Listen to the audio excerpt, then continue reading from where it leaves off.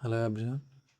आज हम देखेंगे सुप्रीम कोर्ट का एक observation Kumudlal versus Suresh Chandra Roy case में, जहां एक लॉ ऑफ टॉर्ट में ह्यूज रिफॉर्म होने का उम्मीद है।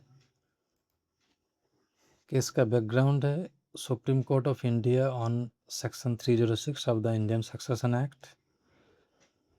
The Supreme Court suggested that Section 306 of Indian Succession Act 1925 may need reform. Supreme court का कहना है कि section 306 of Indian succession act में कुछ रिफॉर्म ज़रूरी है, क्योंकि ये कहीं ना कहीं पुराना एक कानून है और शायद मॉडर्न जो डिमांड है, वर्तमान जो मांग है समय का, उसके साथ शायद अडेप्टेबल नहीं है।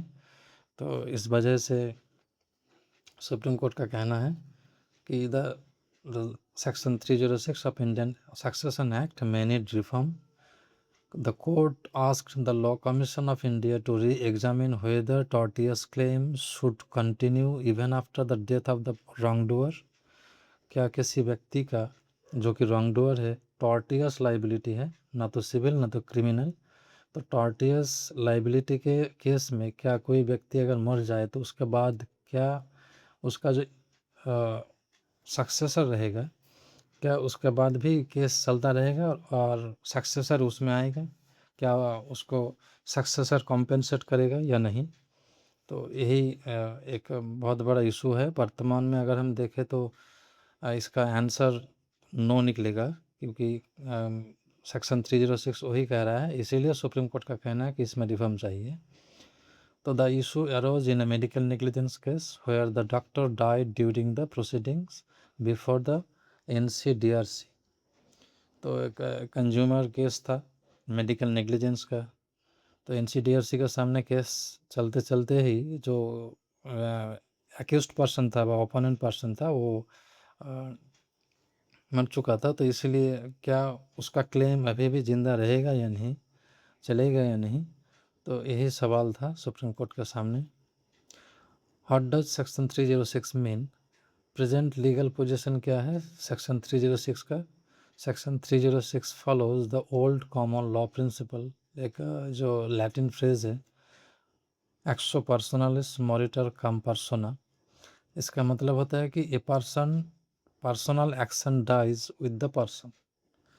मतलब अगर किसी आदमी ने मान लीजिए करोड़ों रुपए उधार लिए हैं और जिसके अगेंस्ट उधार लिए हैं, अगर मान लीजिए उधार जिसने लिए हैं मर गए हैं, और क्या उसके मरने के बाद वो जो उधारी लिए हैं क्या उसको रीपे करेगा उसका ही सक्सेसर जो रहेगा या नहीं।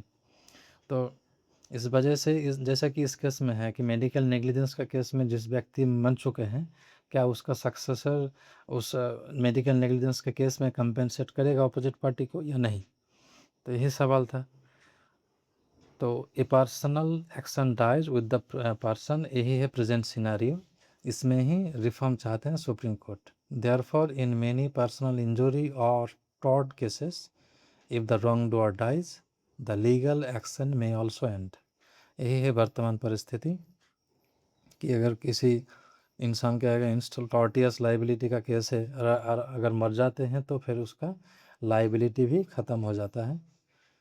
एग्जिस्टिंग एक्सेप्शंस क्या क्या हैं? Claims relating to defamation, assault, personal injury not causing death, these are the tortious liabilities.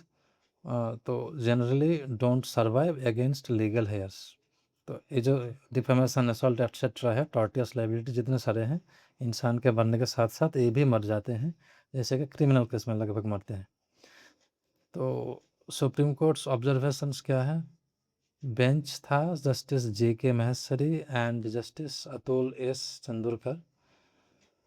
Court का की व्यू था कि the court said the law may be outdated and too restrictive. Court का कहना है कि जो वर्तमान कानून है 306 ये बहुत ही आउटडेटेड है और बहुत ही रिस्ट्रिक्टिव है, वर्तमान परिस्थिति को अडेप्ट नहीं कर पा रहा है। It refer to English law where certain liabilities continue against the deceased state.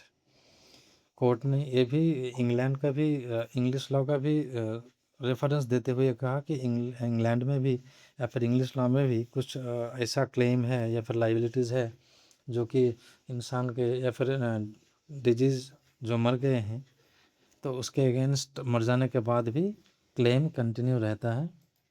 इसी रेफरेंस को देते हुए सुप्रीम कोर्ट ने ऐसा ऑब्जर्वेशन दिया।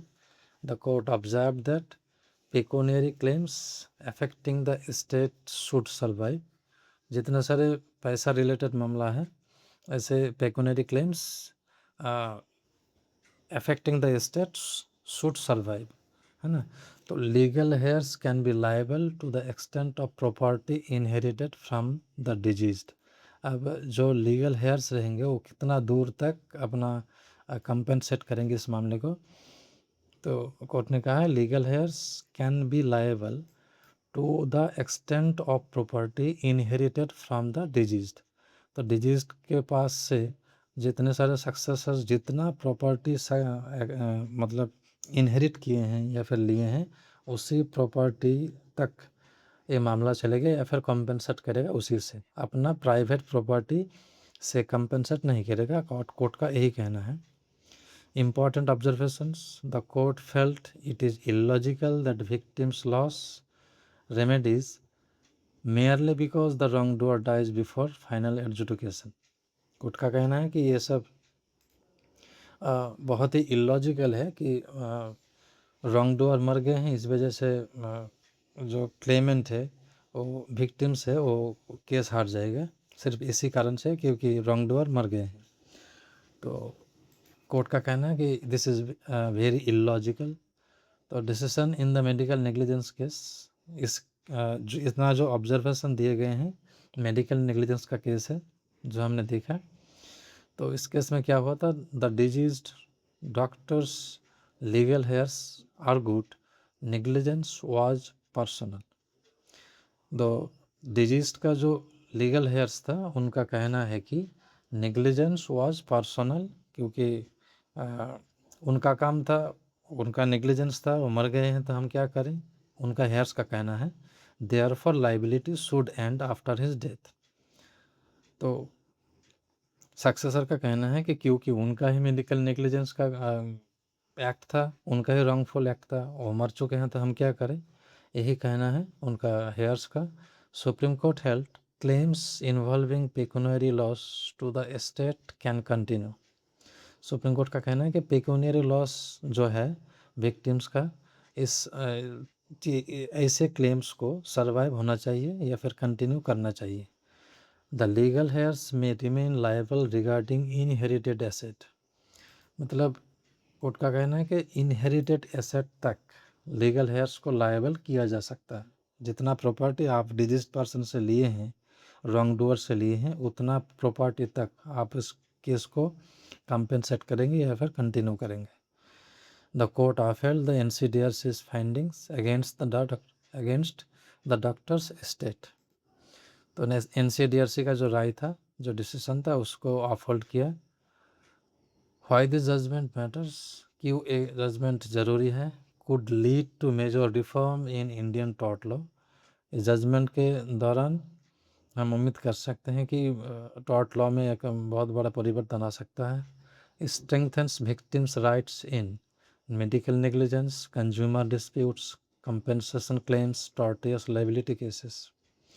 तो अगर ऐसा हो, रिफॉर्म अगर हो जाए या फिर जो कि सुप्रीम कोर्ट का जैसा ऑब्जर्वेशन है अगर इसको इम्प्लीमेंट करे तो फिर उससे बहुत सारे विक्टिम्स को फ़ायदा होगा, जो कि मेडिकल नेग्लिजेंस हो, कंज्यूमर डिस्प्यूट हो, कंपेंसेशन का मामला हो या फिर अदर टॉर्टियस लाइबिलिटीज़ का केस हो।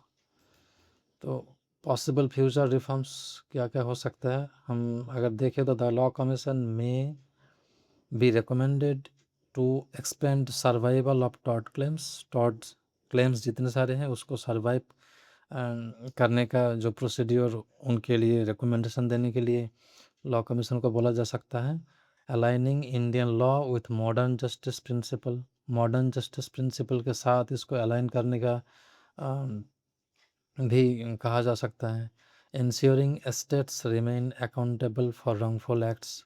तो इतने सारे फ्यूचर्स हम एक्सपेक्ट कर सकते हैं कि फ्यूचर रिफॉर्म्स हो सकता है, कि इसका नाम हमने पहले देख चुके हैं।